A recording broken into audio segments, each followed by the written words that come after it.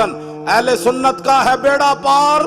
اصحاب حضور نجم ہے اور نو ہے اطرت رسول اللہ کی۔ اعلیٰ حضرت بریلوی فرماندے نے سنیا دا کوئی عمل گندا ہویا تے ہویا،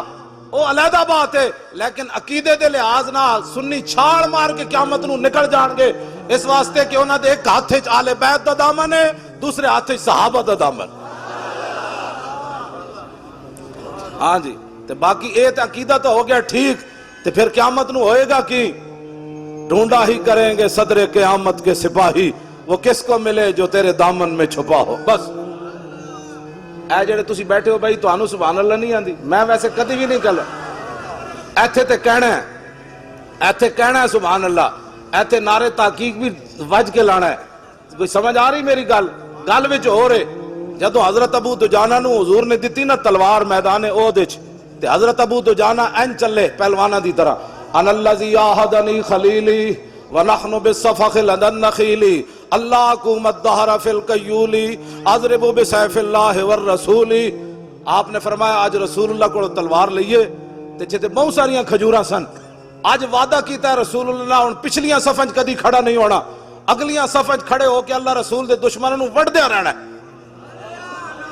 آپ نے جدو اینج پہلوانا دی طرح پڑھیا نا رجز حضور دی تلوار لے کے، تے فلما راہ النبی صلی اللہ تعالی علیہ وسلم حین یتبخترو، جدو رسول اللہ نے ویکھیا کہ میرا غلام پہلوانا دی چال چل رہا اینج کر کے، فقال انہا لمشیت یبغض اللہ تعالی الا فی ھذا الموطن، حضور نے فرمایا یہ چال اللہ کو بڑی ناپسند ہے لیکن میرے دشمنوں کے سامنے پسند ہے یہ چال۔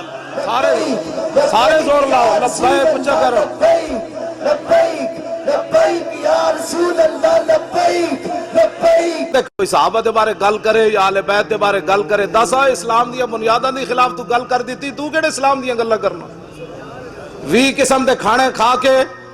تے یہود و نصارہ کو پیسے لے کے تو ابو بکر عمر عثمان و علی دے خلاف گلاں کرنا، جنہاں تہ بند بند کے تے میدان احد چلے گئے، جنہاں نو جاندے جاندے کفن بھی نہ ملے، جنہاں سمندراں وچ گھوڑے سٹ دیتے،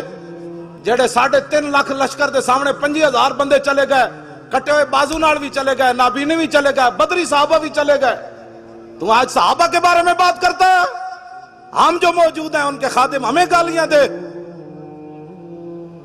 اللہ نے اپنے حبیب واسطے ایسے لوگ چنے جڑے رسول اللہ نال وفادار نہ ہے۔ میرے آقا نے فرمایا ان اللہ نظر فی قلوب العباد فلم یجد قلبا انقا من قلوب اصحابی فلذالک اختارہم۔ حضور نے فرمایا ازل کے اندر اللہ رب العالمین نے ہر بندے کے دل کی طرف دیکھا، لیکن میرے صحابہ کے دلوں سے بڑھ کر اس نے کوئی پاکیزہ دل نہیں پایا، اس واسطے اللہ نے ان کو میری غلامی کے لیے منتخب فرمایا۔ اے توجہ کرنا گل جڑی اہل سنت ایویں نہیں چمک دے چہرے، کوئی کالا چہرہ نظر آئے، منحوس چہرہ، کوئی منہ تے جناب سیاہی چھا رہی ہوئے، چلیا سی جڑ آل بیت دی گل ہوئے تاویں سنی چمکدا ہے، صحابہ دی گل ہوئے تاویں چمکدا ہے، پھر حضور دی تے گل ہی ہو رہے۔ الطیف سرا من طلعته وشذو بدا من وفرته فسکرت ہنا من نظرته، نینا دیاں فوجاں جت چڑیاں، دو ابرو کوس مثال دسن جت نوکے میاد تیر چھٹن، لبا سرخا کھان کے لال یمن چٹے دن موتی دیاں ہیں لڑیاں، اس صورت نو میں جان آکھاں جانان کے جانے جہان آکھاں، سچ آکھاں تے رب دی شان آکھاں جس شان تو شانہ سب بڑیاں۔